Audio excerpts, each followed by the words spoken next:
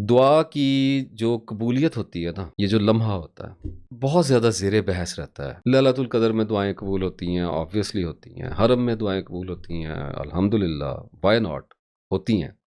माँ बाप की दुआ कबूल होती है, और बड़ी दुआएं कबूल होती हैं। तो फिर दुआ की कबूलियत के वक्त पे भी बड़ी लोगों ने रिसर्च की, अहादीस भी इसमें हैं, बहुत कुछ है। और सुबह का वक्त, सुबह काज़ब का वक्त भी जो है, उसमें भी दुआ की कबूलियत का हमें आप सल्लल्लाहु अलैहि वसल्लम ने बताया। और ये सारे मामलात हैं। लेकिन एक और भी मैंने एक मुझे लीड मिली थी, और उसको मैं अक्सर तो नहीं, कभी कभार जब बहुत ज़्यादा आजिज़ हो जाऊँ तो मैं उसको एक्सरसाइज किया करता हूँ। ये मेरा राज नहीं है, मैंने कभी किसी से डिस्कस नहीं किया। आज आपसे इसलिए कर रहा हूँ कि आपके काम आ जाएगा। और कभी कभार एक न्यूक्लियर पावर है, जब आप बहुत ज़्यादा, शर्त ये है कि बहुत ज़्यादा आजिज़ हो जाएं आप, और बेबसी हो जाए, और आपको पता हो कि अब आ, मुझे वो कबूलियत का लम्हा जो है वो चाहिए।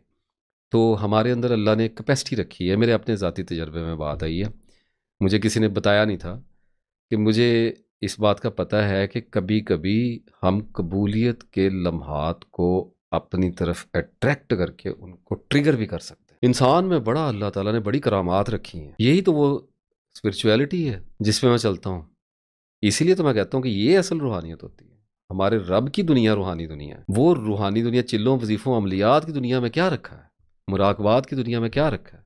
इस्लाम की दुनिया, इस्लाम पूरे का पूरा रूहानियत का मज़हब। अब मैं उसको एक मिसाल से वाज़े कर देता हूँ। मिसाल, सिमिलीज ह्यूमन बींग्स को बहुत आसानी से समझ आ जाती हैं। ये कोई अभी और 10-15 दिन पहले का वाक़या है कि मसला मेरे सामने आ गया है। खबर आई मेरे तक जिसमें मुझे तरद्दुद हुआ मुस्तकबिल के हवाले से। किसी खबर देने वाले ने खबर दी, ज़्यादा तफसील में तो मैं नहीं जाऊँगा। मैंने उस पर अंदेशा पाल लिया।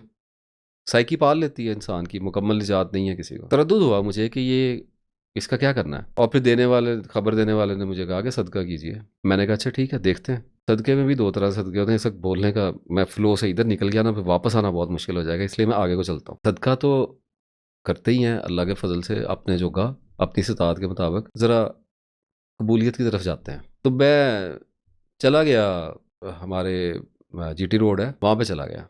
वहाँ पे गए तो किसी और काम से थे, प्लान करके नहीं गया, किसी और काम से गए। और वापस आते हुए एक सरदाई वाला नज़र आया। सड़कों के किनारे आप जब ट्रैवल करते हैं तो अक्सर आपने देखा होगा, जीटी रोड्स पे, मोटरवेज पे तो खैर नहीं होते, जीटी रोड्स पे जो लोकल रोड्स होते हैं, वहाँ पे अब गर्मियाँ चूँकि आ गई हैं तो सरदाई वाले, शिकंजबीन वाले, जूसेस वाले जो हैं वो अपने ठेले लगा के खड़े होते हैं। तो वो एक सरदाई वाला था, वो सरदाई तैयार कर रहा था।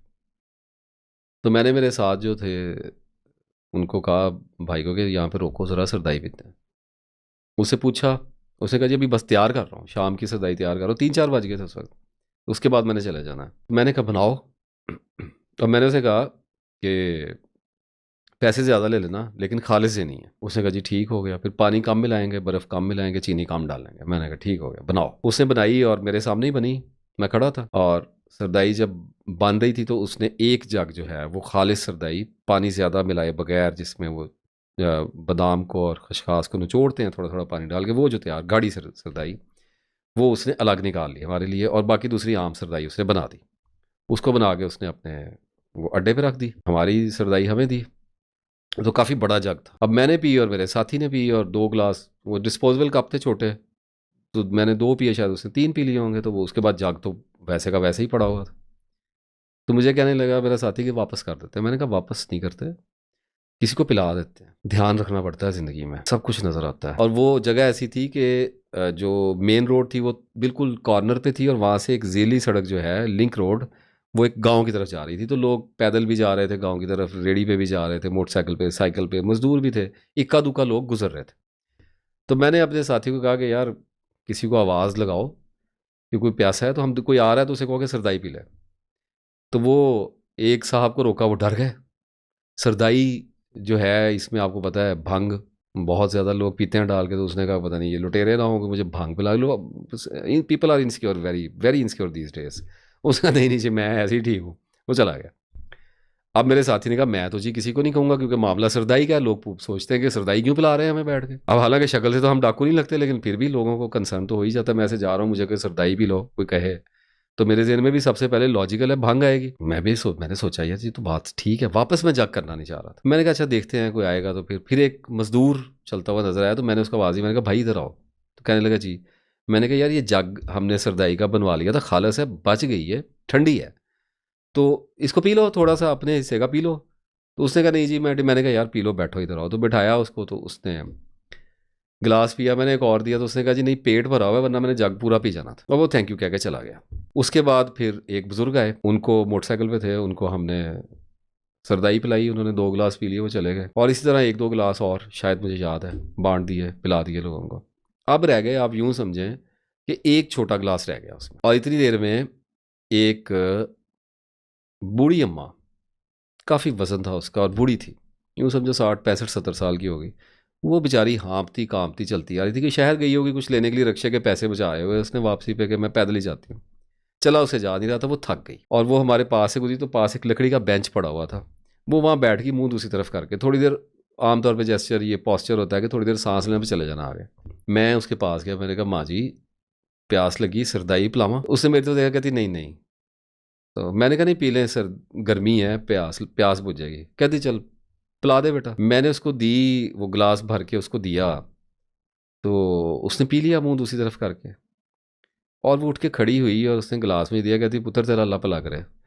मैं क्या माँ जी एक और गिलास पी लो, एक और पी लें गिलास। बात तो पंजाबी में ही, मैं उर्दू में ही आपको सुना देता हूँ तर्जुमा करके। असल में उसका फ्लेवर जो है वो ख़त्म हो जाता है ट्रांसलेशन करने से। तो मुझे कहने लगी नहीं नहीं बेटा, बस मेरा ना दिल भर गया है। लेकिन उसके चेहरे पे लिखा हुआ था कि उसका दिल कर रहा है पीने के लिए। और तो मैंने कहा कि माँ जी पी लें और कोई बात नहीं। कहने लगी नहीं नहीं, लेकिन वो ना फिर चेहरे पे एक मुस्कुराहट उसकी आई। मैंने कहा पी लें कोई बात नहीं। तो वो बैठ गई, उसने कहा अच्छा बेटा पिला दे। फिर अब मैंने सरदाई वाले को कहा, मैंने कहा एक गिलास जो उधर बनी हुई है ना सरदाई, उसमें डाल के दो। दिया, इतनी देर में एक दूसरी तरफ भी माई आके बैठ गई, वो भी सेम इसी तरह कंडीशन थी, तो एक उसने उधर भी दे दिया, 2 गिलास उसने दे दिए। और वो जब गिलास अम्मा ने पिया और उसने मुझे वापस किया और जब उठ के चली, तो उसने मुझे एक नज़र से देखा है। वो जब नज़र मुझ पर पड़ी है ना, हम तो प्यासे हैं, हमें तो तलाश करने वाले हैं अल्लाह के फजल से, यही तो दिखाई देता है मुझे। और देता क्या है, क्या था, मैं जुज़वी अंधा था, 2-4 रंग दिखते थे। मैं जुज़वी अंधा था, जुज़वी अंधा कहते हैं जिसको 2-4 कलर नजर आते हैं, पूरे नहीं नजर आते, 7 कलर्स ही नजर आते हैं, कलर ब्लाइंड होते हैं लोग। मैं जुज़वी अंधा था, 2-4 रंग दिखते थे, उसने कहा कि देख सब दिखाई दिए। तो अल्लाह का करम होता है, फिर बंदे को पता नहीं क्या क्या नजर आने लग जाता है। वो जब नजर उसकी मेरे ऊपर पड़ी है ना जी, तो मेरा दिल पिघल गया। दिल जब नरम होते हैं ना, इनकी जो सख्ती होती है ना दिलों की, ये जब कलबूत में कुलूब रखे हुए होते हैं ना, तो ये आमतौर पे सख्ती को मायल होते हैं। हयात दुनिया, डेली चोर्स जो हमारे काम होते हैं, और उसमें इनके अंदर एक मखसूस किस्म की सख्ती होती है। इसका एक लामहला मतलब ये निकलता है कि एक मखसूस किस्म का तनाव होता है इनके अंदर। आपका माइंड पुरसकून है, पुरसकून से मुराद ये नहीं कि उसमें सोचा नहीं चल रही, मतलब फोकस्ड है, तो यू कैन फील इट कि मेरा दिल इस वक्त सख्त है। You don't feel happy inside of your body, you don't feel light weight, you don't feel transparent, लतीफ़ नहीं महसूस कर सकते आप अपने आप को। यू फील बर्डनड सोल, बोझ होता है दिल का जंग, दिल की सख्ती बड़ा बोझ होता है, और पड़ा होता है हम पे आया होता है। हम अल्लाह का नाम लेते हैं, वो दूर हो जाता है, फिर हम भूल जाते हैं, फिर आ जाता है, फिर पढ़ते हैं, फिर आ जाता है, कैसे चल रहा होता है। तो वो हट गया मेरे ऊपर से और मेरी आंखों में पानी आ गया। मैंने कहा लो जी काम हो गया, that movement has been attracted to me, towards me, आ गई है मेरे ऊपर। जिसे कहते हैं ना कि तवज्जो, जो गेज, डिवाइन गेज है ना, वो लग गई है, वो बिल्कुल स्ट्रेट हो गई है कि हाँ ऐसे हो गई है। आयत याद आ गई कि ए इंसान, हम बहुत जल्द फारिग होकर तुम्हारी तरफ मुतवज्जो होते हैं। क़यामत के वक्त की अल्लाह ने बात की है। What a divine verse, what a glorious and gorgeous verse, what a royal verse. अल्हम्दुलिल्लाह रब्बिल आलमीन, सुभान अल्लाह, अल्लाहु अकबर कबीरा। ऐसी फीलिंग आई और मैंने मांग दी दुआ। मैंने कहा या अल्लाह बचा ले, अंदेशा आ गया, बचा ले मेरे अल्लाह। और मेरे दिल में ख्याल गुजरा कि अच्छा, और चोर ने अपनी चादर और दराज की, फ़कीर थोड़ा और झुका। मैंने कहा या अल्लाह अगर ये पसंद आ गई ना बात, तो इसका सवाब मेरी माँ को भी बचा दे। 2-4 और मांगी जल्दी जल्दी, इतनी देर में वो चली गई। वो फिर नज़र काम कर जाती है ना कभी कभी। तो जब बहुत घबरा जाओ, जब बहुत ज़्यादा वसवसा आ जाए, जब आजिज़ कर दे ना दुनिया, और जब दिल जो है ना वो डर जाए, तो उस वक्त ये लम्हा तलाश किया करो। इसके इंतज़ार में नहीं बैठे रहना होता, इसकी जुस्तजू करनी होती है। ये ऐसे होता है जैसे जुगनू नहीं फिर रहे, रात के अंधेरे में टिमटिमा रहे हैं, इनमें से कोई एक आपकी तरफ अट्रैक्ट हो जाता है, ऑन डिमांड अट्रैक्ट होता है, तो उस वक्त नेकी तलाश किया करो, निकला करो। माँ की आंख, बाप की आंख, बीवी की आंख, दोस्त की आंख, किसी फ़कीर की आंख, उस वक्त कोई आंख दरकार है जिसमें हल्की सी नमी हो, जिसमें तशक्कुर मिला हुआ हो, जिसमें मोहब्बत मिला दी जाए, और वो फिर देखे आपको एक नज़र। आपके दिल की स्याही ऐसे उतरेगी जैसे पुराने बर्तन से मैल उतरती है। फिर उस वक्त मांग लेना अल्लाह से, जो भी मांगना है पूरा होगा, अल्लाह के फजल से पूरा होगा।